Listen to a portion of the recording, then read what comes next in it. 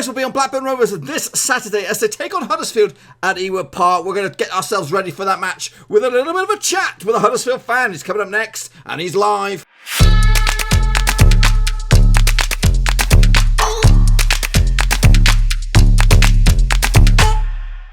That's right, folks, back once again with another fan update, boys. And that's right, folks, back once again with another video. This time we're bringing in Huddersfield supporter live on the old Sky Peruni. We'll get to him in just 1 second. If you're new to the channel, smash your subscribe button to keep you bang up to date with all things Blackburn Rovers related, Championship related, whoa, football, we're going to go here on Noworuski. Now, before we get going, make sure you check out the old description. Links to my other social media platforms are in there. Twitter, Facebook, and of course, the hotly released Patreon page, boys and girls. I am on the lookout for Patreons to help boost the content a little bit further. Take it to another level, folks. That's what we want to do. Isn't that right, Graham? That's right. I've got Graham Reiner who's joining me live on Skype. He is a Huddersfield Town supporter. So, for my small corner of the YouTube universe, tell him a little bit about yourself and why on earth you support Huddersfield Town. So I'm Graham, I'm 42, I'm a part-time stand-up comic, and I started supporting Huddersfield Town around about 18 years ago. I was actually raised as a child as a Manchester United fan, and I changed allegiance as a grown-up. I grew up, I got better, and my best mate was a Huddersfield fan, and he started dragging me to matches when we were in the bottom division. In what Town fans will know as the Young Guns season, when we had basically a youth team out. Started going to games, and we won promotion that season, and I've stayed with them ever since. Wow, that is a journey. 18 years of rise, really, from the fourth tier, I guess, to the Premier League, and now back into the Championship. But we'll see. You guys, I think you've actually turned things around a little bit at the wrong time for Rovers. I think things are starting to click in a gear for Huddersfield. I think we could be playing them at the wrong time, but you guys might be playing in the good time because we're playing rough a little bit. Okay, so obviously earlier in the season you had different manager. Now you're with the Cowley brothers. I don't think they had a chance to do any transfer dealings themselves, but from the prior management side of things, who do you think is going to be Huddersfield's star man from the new transfers that have arrived this summer? Well, the Cowleys actually have brought in one free transfer, which is a player called Danny Simpson from Leicester, and he played about 6 games last year for Leicester, and he's 32, so we weren't expecting a lot, and he's come in and played three lots of 90 minutes, not being necessarily match fit, and we've gone from losing every game pretty much to a draw and 2 wins, and our back four is looking more solid than it has done probably since the season we went up from the Championship. Just by having that one player come in and make the difference. And although he hasn't been 100% match fit, you can see his awareness and his footballing brain is first class. So even when he's blowing out of his backside because he's absolutely shattered, his brain means he's getting into the right positions, and he's just shored up the back line. And all of our other defenders who've been looking ropey have started to look more confident. Tommy Elphick, who didn't have a great start, Huddersfield's looking better. Chris Schindler, the sexiest footballer on the earth, had been looking pretty ropey himself, and he's starting to get confidence back. So I think our back four is looking great just with one free transfer. I'm sure we're paying him a hefty wage because he's won the Premier League with Leicester a couple of seasons ago. But it's worth every penny, I think. Good stuff. So you ultimately think he's going to be the star of the season transfer wise? Was there any prior purchases that got you a little bit excited?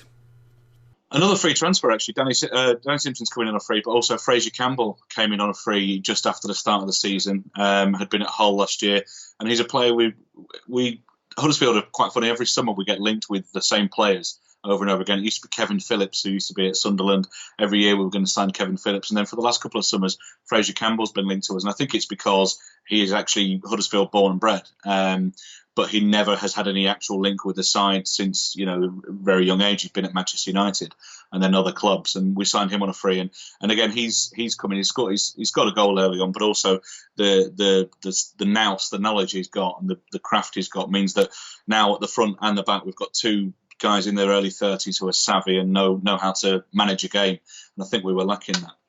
Good stuff. Okay, right. We might not have mentioned them already, but if who, as Rovers supporters like myself and some other guys, who should we be worried about the most come kick off on Saturday? Is it someone we've already talked about, or is there someone else in the middle of the park that's going to be pulling all the strings?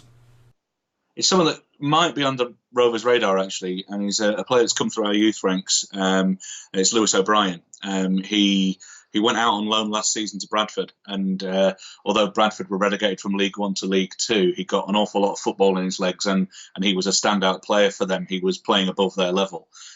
He's come in and done phenomenally well for us this season. And he actually won our Player of the Month award last month. And he's only a young lad, but he's arguably filling the hole that Aaron Moy left when he went. He's covering a lot of ground. He's winning a lot of ball. He's very forward-thinking. He's very aggressive.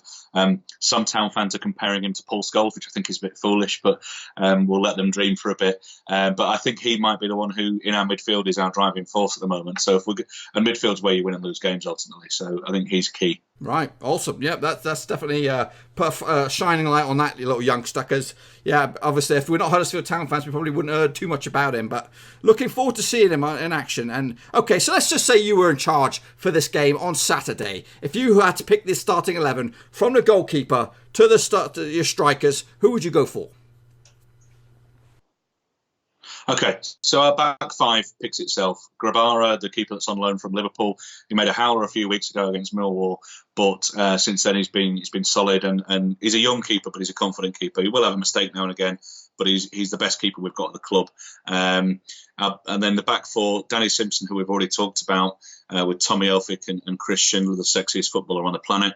I have to say that every time. I'm sorry, it's in the contract. And then at left back, we've got Jayden Brown, who's someone we signed young from Spurs about a season ago. Terence Congolo, who is probably our best, most athletic defender, who's coming back from an injury, so I think he'll probably struggle he might make the bench. Midfield, Jonathan Hogg. He's had his critics this season, but I still think he's a key player, and I think he's going to find his form again. And then Trevor Chalobah, who's on loan from Chelsea. Again, he's had a few critics. Juninho Bakuna is staking a claim. He's come off the bench and scored in 2 games and scored twice and made a goal. But I think that away at Blackburn in possibly a scrappy game, we need those two in midfield and maybe Bakuna to come on in the last half an hour. And then the Cowley's like a 4-2-3-1, so behind the front man, I would go back to having Grant on the left. He's played in the middle last game, but I think we need him to track back. Lewis O'Brien, who we've just spoken about.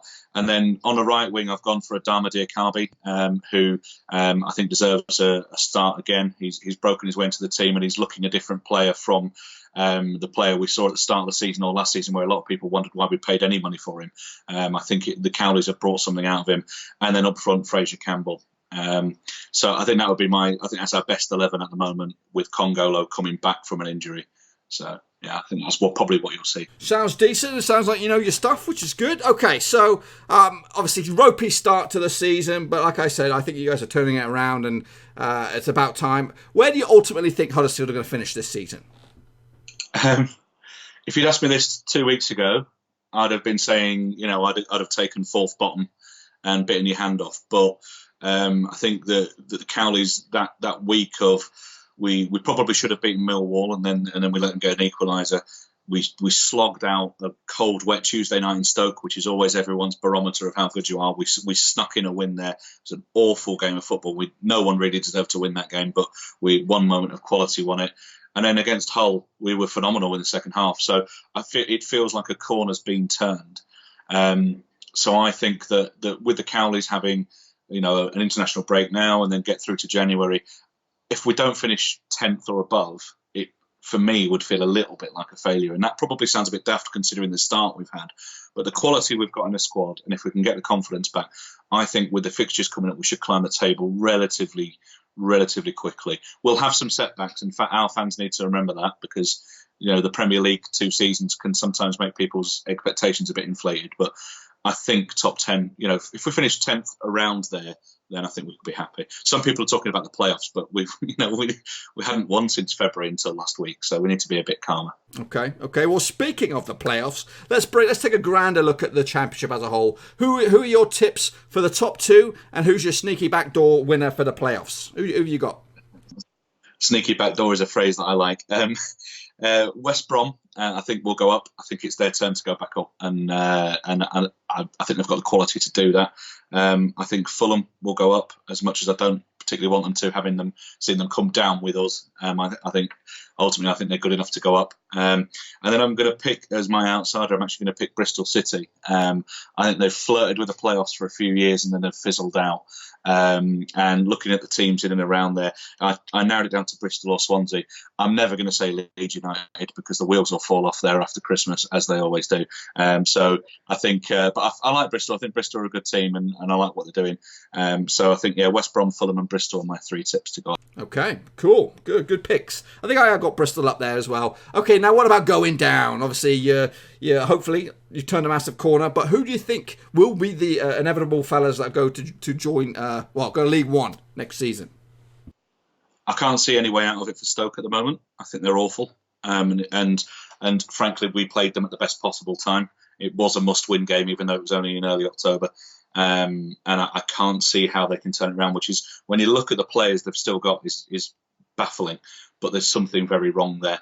I think Barnsley are banging trouble as well. And again, you're not sure quite how they're going to get out of it. And then probably as an outsider to go down, I think Luton have had a really good start as a promoted side, but I think they will start to fizzle and fade. And I'm predicting Luton to go down. Okay. Some good picks, strong picks, obvious ones, but Stoke. Yeah, I don't know what I actually had them playoff bound at the start of the season. I thought they'd sorted it all out last season. They should be there. Yeah, it is confusing. Okay, so here it is, the money question. No, in fact, before the money question, if you could steal one other player from another Championship side and stick him into your Huddersfield 11, who would you take? I thought long and hard about this one because I knew this question was coming, and I almost wanted to say Tom Kearney from Fulham because I think he's a great player and I think he'll do well in our side. But I reckon if you ask most Huddersfield Town fans, there's one player in the Championship they'd love to come back and come back to the club, which is Joe Lolley. There's 2 players at Forest who left Huddersfield. One of them is Michael Heffler, German centre half, who I think we'd all love to have back for his character, but I don't think he'd get a look in to get in the first 11 at the moment. But Joe Lolley, I think, would slot straight into the side. He's blossomed having left us, and many Town fans think we should never have let him go permanently. We should have let him go out on loan. He's a great character, he's a great player, and he's exactly the sort of player we need in terms of his playing style. So if we could, I don't know if we've got a buyback clause, but it'd be lovely to get him back. But then they're joint top at the moment at Forest, so why would he come to us? Which is weird. Yeah. Okay, so now here it is, the money question. Final score, Ewood Park, Rovers against Huddersfield. What's the final score going to be? It's a really fence-sitting question or answer, but I think it's going to be a draw, which I think would suit us more than it will you. The last 3 games, I think you've won. I haven't won any. You've drawn 1 and lost 2. Is that right? Whereas we've won 2 and drawn 1. But after the international break, going away to Ewood Park is never easy anyway. It's not an attractive kind of fixture for us where we think we're going to necessarily pick anything up. I'd quite happily take a score draw. I've put it down as a 1-1 draw. And if you offered me that now, with the fixtures we've got coming at home after that, I'd take it. Yep. Yeah. Well, I think I just did a prediction thing earlier video, and I think I went with a 2-2 draw as well myself. So yeah, because of the form you guys are in, I think you've broken that mental hoodoo, and I think it's just a matter of time before you get into top gear.